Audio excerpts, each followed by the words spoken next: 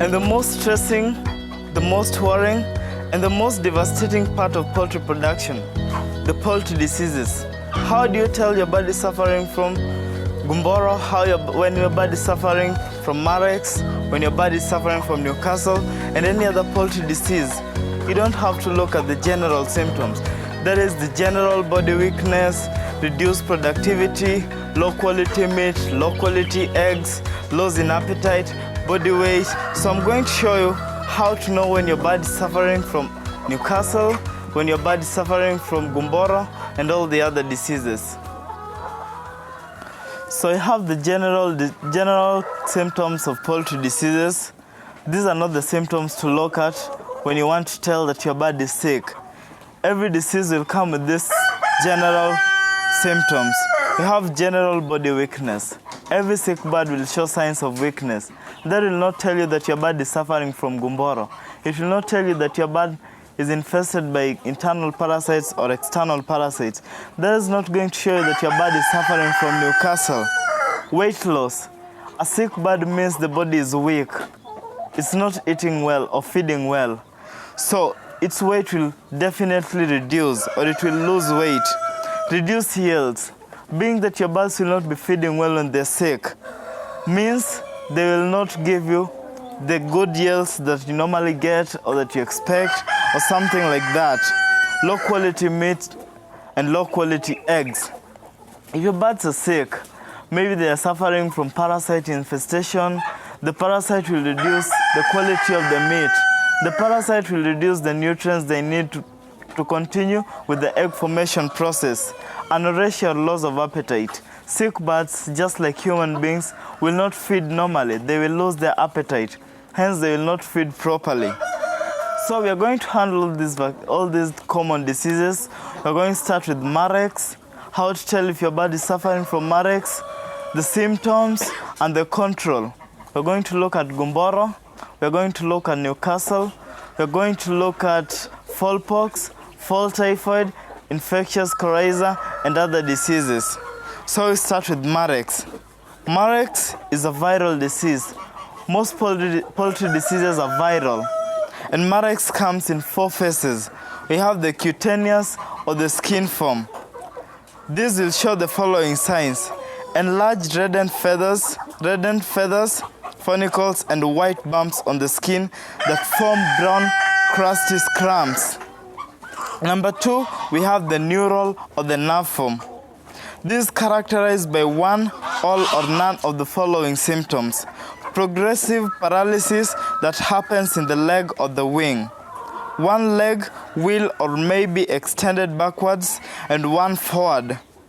A swelling of the sciatic nerve is the cause of this. Weight loss, labored breathing, and diarrhea are also symptoms of the neural form. Death due to inability to reach food and water will also occur in this stage. Number 3, we have the ocular or the eye form. This will have the following symptoms: gray eye color, misshaped iris, weight loss, blindness, and death in the end. And number 4, we have visceral or internal organ form. This will have the following symptoms: tumors or intended organs, that is the heart, ovary, liver, and lungs. You will not notice this unless you do a postmortem for the sick bird or for the carcass when it dies. Control of Marek. We can only control Marek through vaccination. It has no cure, usually done a day old. We can also control Marek by proper management of our parent stock. Ensure your parent stock are kept healthy, they're well fed, and the nutrition or feed quality is good. You can also control Marek through continuous disinfection of your incubator during the incubation period, or just before incubation or after incubation, before you incubate the next set of eggs. The next disease you're going to look at is Gumboro disease. It's also called the infectious basal disease. Cause: it is a viral disease, highly contagious, and it attacks chicks from week 3 to around week 6. And as you can see, most of these diseases of poultry are viral. So virus is a threat in the poultry production industry. And what are the symptoms of Gumboro? Birds may be prostrated, debilitated, dehydrated. Birds will produce watery diarrhea as well. They may have swollen feces, shaped vents, and ruffled feathers. How do we control Gumboro disease? Administering Gumboro vaccination to the birds at the right stage. We have the Newcastle disease. This is the most common disease in Kenya and one of the most threatening ones. Newcastle disease, just like the other diseases, have no cure. However, regular vaccinations or strictly following the vaccination schedule can help manage the disease or can help control the disease. It is a viral disease. It is caused by paramyxovirus. It is a highly contagious disease as well. It fastly spreads through your flock from one bird to the other. What are the symptoms of this disease, the Newcastle disease? Diarrhea, ocular or nasal discharge, dyspnea and bloody diarrhea, balance problems, tumors on the head and neck, general body weakness, partial or total paralysis. Number 4, we have Fowl Pox. It is as well a viral disease. Fowl Pox is a highly contagious disease contracted by direct contact between infected and susceptible birds. What are the symptoms of Fowl Pox? Swollen combs or wattles, and at times you notice black spots on the combs and wattles of your birds, loss of appetite, and weight loss. We have the Fowl Typhoid. This is caused by bacteria. What are the symptoms of Fowl Typhoid? Anorexia. Anorexia is the loss of appetite, diarrhea, dehydration, weakness, and high mortality rate. We have Coccidiosis. This is a protozoan disease. What are the symptoms of Coccidiosis? Diarrhea which may be bloody in severe cases, yellowish or whitish diarrhea, general body weakness, loss in appetite. How can we control Coccidiosis? Using relevant antibiotics when necessary, and in severe cases, you should contact your veterinary doctor. Also, some people believe, or it works rather, pawpaw seeds, dried and crushed pawpaw seeds can be used to control Coccidiosis. Infectious Coryza. This is a disease that affects the respiratory system of a bird. It is highly contagious, can fast spread from one bird to the next. It is a bacterial infection. It's mainly caused by poor hygiene, poor ventilation, and can be controlled by maintenance of proper hygiene, improved ventilation or proper ventilation. In severe cases, use relevant antibiotics or contact your vet. What are the symptoms of infectious coryza? Nasal discharge, sneezing, inflammation of the area around the eye, loss of appetite, and infectious coryza almost looks like fowl pox. Do not confuse the two. For fowl pox, the combs and wattles have black spots, while for infectious coryza, you'll notice an inflammation around the eye, and when you look carefully at it, you'll notice a white disc inside the eye of the bird. Signs of internal parasite infestation, specifically worms in chicken. General body weakness, anorexia, that is the loss of appetite, reduced yield, low quality eggs or low quality meat, and weight loss. Those are the signs you'll use to tell when your birds are not sick but infested with internal parasites. How do you control all these diseases? Maintain proper hygiene. Some of these diseases come as a result of improper hygiene. How do you maintain hygiene in your chicken coop?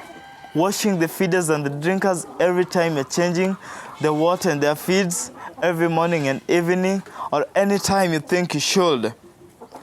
Spraying or disinfecting your chicken coop or your incubators or your hatcheries, your brooder, with relevant disinfectants once every week or once or twice every week. You can as well use foot bath to control the infection that gets into your chicken coop through the feet of your visitors, through your feet, and through the feet of the new birds that you'll be introducing to your stock. Strictly follow the vaccination schedule. Most of poultry diseases do not have cure. We can only prevent them, we can only control them, but we cannot cure them. You can use the right vaccination schedule, follow it strictly, and you'll be safe. Work on proper ventilation. Some of these diseases come as a result of poor ventilation. Your birds are overcrowded in the house, no proper ventilation, no proper air circulation. When they catch flu, it will easily spread from one bird to the next. That is maybe when infectious coryza catches up with them, or maybe when diseases that are airborne come, will spread inside the chicken coop very fast. Quarantine. In some countries, maybe in this country as well, there is quarantine. Quarantine is a situation where the government declares a certain poultry disease or a certain disease a disaster or a calamity.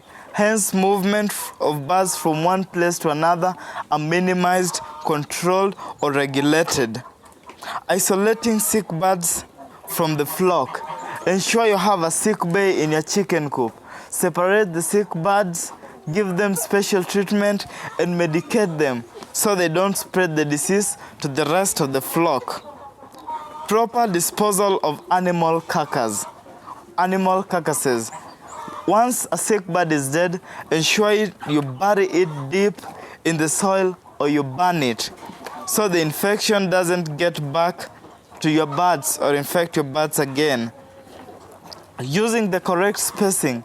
Ensure your birds have the correct spacing to reduce social friction between the birds so the birds don't contract diseases fast from one bird to the next. Disinfecting the house regularly. Ensure your house is regularly disinfected, maybe once a week, twice a week, or as regularly as you can. Proper nutrition. Ensure your birds feed on the right feeds, which will boost their immunity so they don't get the diseases quickly, or when a disease outbreak comes out, your birds still remain safe. Also, remember to include the most important nutrients in your chicken feeds. That is calcium, energy, and maybe proteins, enough proteins in your chicken feed, so they get the enough nutrients that will help them fight the diseases when they come. Lastly, supervision of birds to ensure in cases of outbreaks, birds are kept under track. If you regularly supervise your birds, it means you know how they're vaccinated, it means you know the feeding, the nutrition, you know how many birds are sick, how many birds are doing well. Ensure you know all these, you supervise them and know every information about their health. Ensure you also try to keep health record for your birds. So that is basically how we manage poultry diseases. So why is it important to keep health records for your chicken? First of all, how do you keep the health records for your chicken?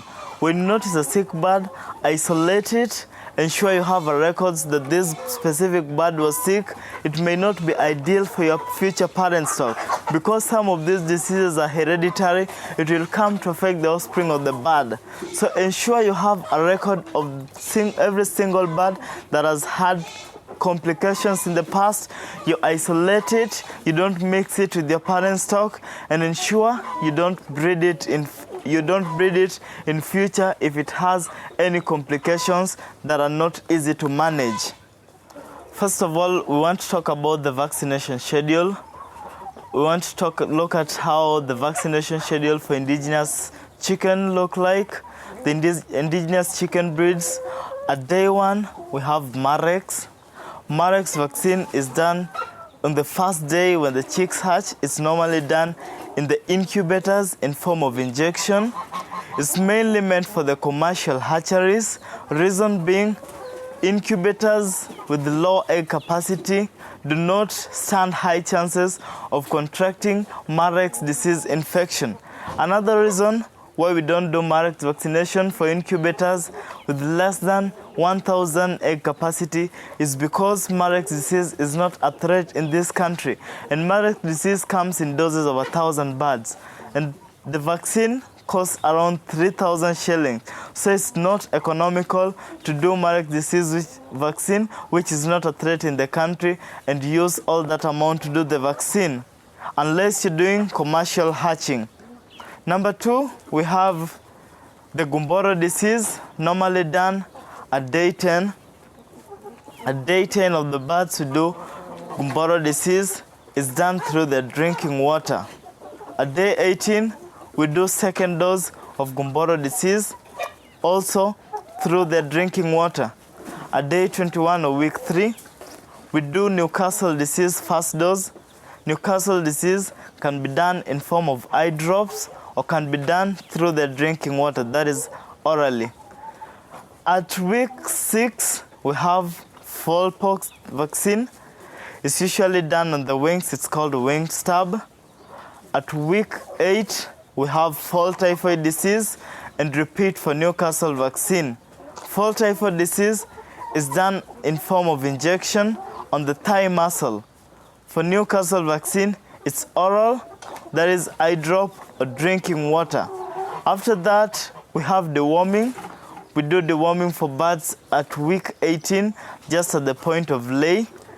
We do deworming because the worms will affect egg production, so that is the time normally deworming is done. After that, you'll continue doing Newcastle vaccination. After every 3 months, you repeat Newcastle vaccination. Every 3 months, you repeat the Newcastle vaccination. If you strictly follow this vaccination schedule, your birds will not have any complication. And remember that those diseases like Coccidiosis, Infectious Coryza that are not included in the vaccination schedule, these are diseases that can be managed. They can be cured and they can be easily managed. You will use the relevant antibiotics to treat this. For coccidiosis, some people use pawpaw seeds, the natural pawpaw seeds. You can use wheatgrass for its medicinal value. You can use aloe vera. You can use moringa to cure these other diseases that are not in the vaccination schedules. So here are the rules of vaccination. Just before you do vaccinations, you should know all of these rules. Sometimes you may do vaccination, but in the end, the disease ends up coming back.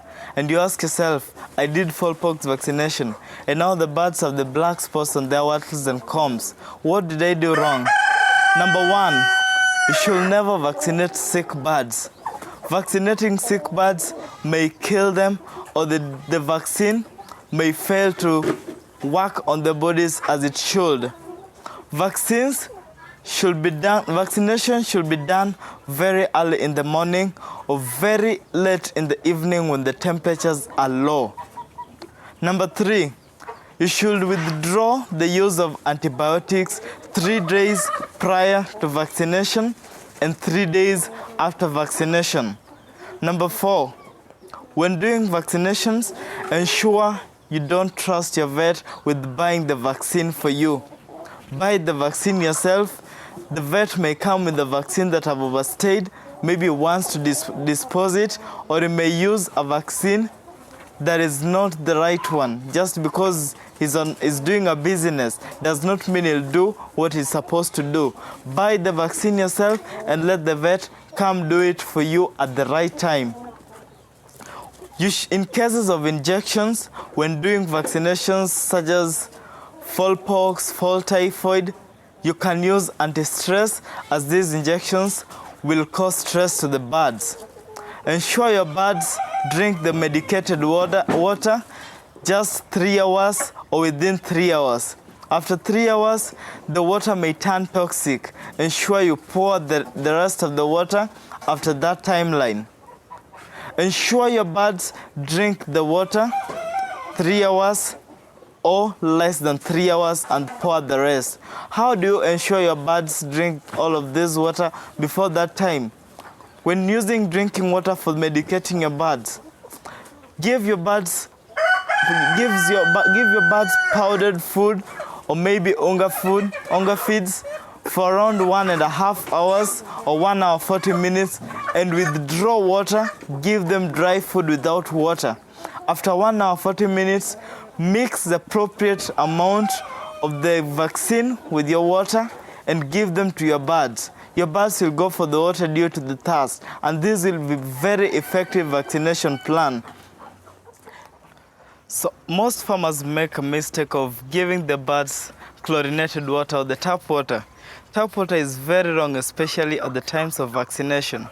During vaccination, we are advised to use rainwater or borehole water or spring water if you can get such water. The reason why tap water is not good for your birds during vaccination, tap water contains chlorine, and chlorine will definitely kill the strength of the vaccine. So you can save some money and invest in a borehole, just like the one we have here. It's free water, it's rainwater, it collects itself here, then you give to the birds to drink. And the reason why we have a vaccination schedule, your birds or birds, just like human beings, a certain age are prone or susceptible to certain diseases. Newcastle will not affect a day-old birds. So that is why we do vaccination in that order. And Marek's will not most likely affect mature birds. As birds grow, they develop resistance to some of these diseases that we vaccinate our birds against at early stages. As well as the birds grow, they meet environmental influences, maybe the feeds they use, the water they drink, social friction with other birds, things like wind direction and all that. That will make the birds contract certain diseases, or that will make your birds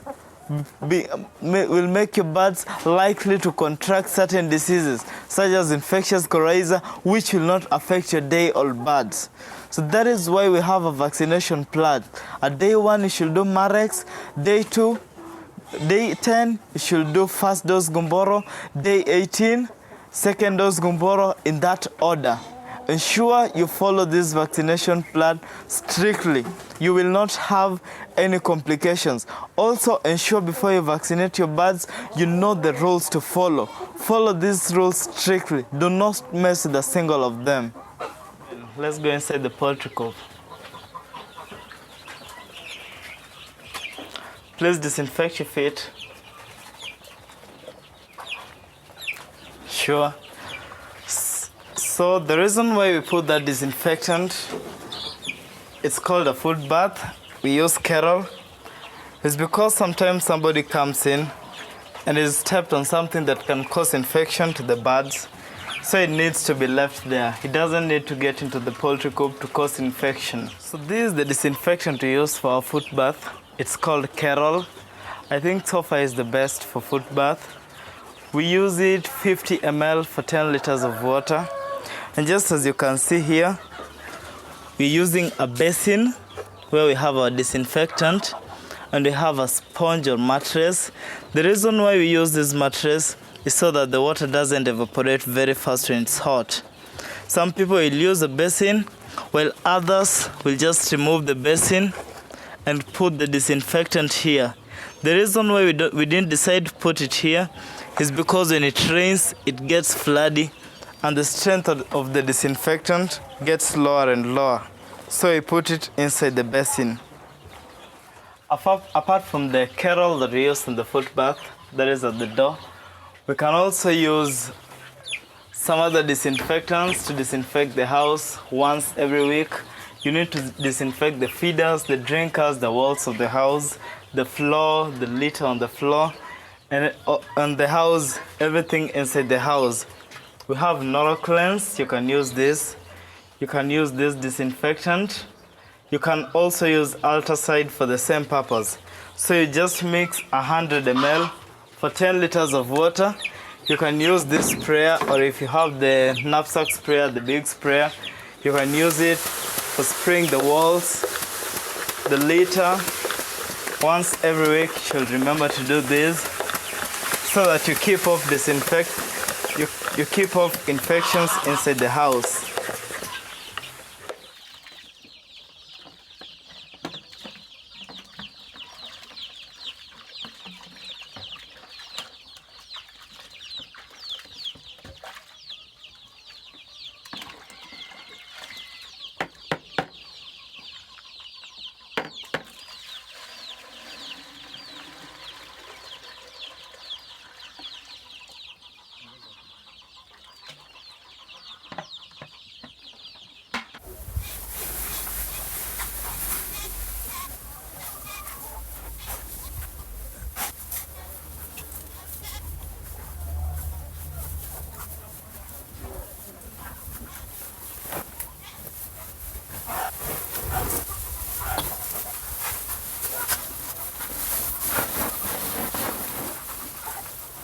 Now, it's very, very important when constructing a poultry coop to partition a section of the coop and name it a sick bay.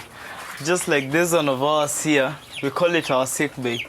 If you notice anything wrong with any bird in the flock, we just separate it from the flock. Maybe the bird is sick, showing signs of weakness, not feeding properly, the bird is not walking properly, the bird is dull, the wings are dropping, and all those signs of illness.